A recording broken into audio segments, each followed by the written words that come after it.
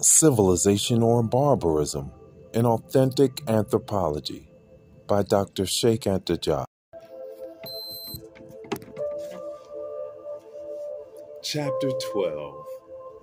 Characteristics of political and social African structures and their effect on historical movement. These questions have already been the subject of an in-depth study in our works entitled Antériores des civilisations négres, les unités culturelles de l'Afrique noire and l'Afrique noire pre-coloniale, and we will not come back to them here. We could well refer to the above-mentioned works for the study of the primitive accumulation process, of the divorce of work from working conditions, of the internal contradictions, and therefore of the driving force behind the history of African societies. The latter publication has a methodological character and should demonstrate the possibility of writing a non-factual history of Africa.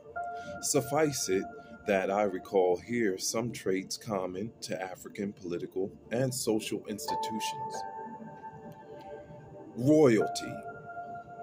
If the royal function had obvious advantages, it was also regulated by a ritual so exacting that at times, everything considered, the king's fate was not inviolable at all.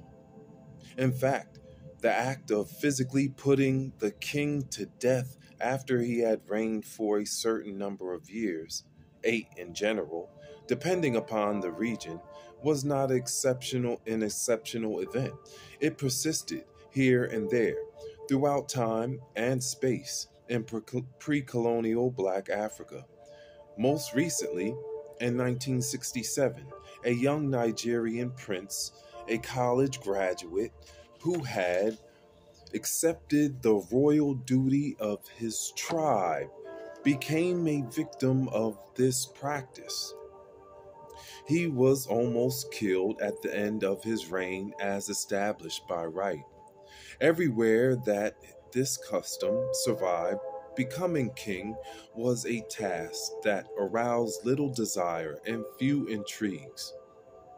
In Nigeria, where the crown's secret council presided over the high priest, could decide on the king's death according to this right, it happened that there was a shortage of candidates for the throne.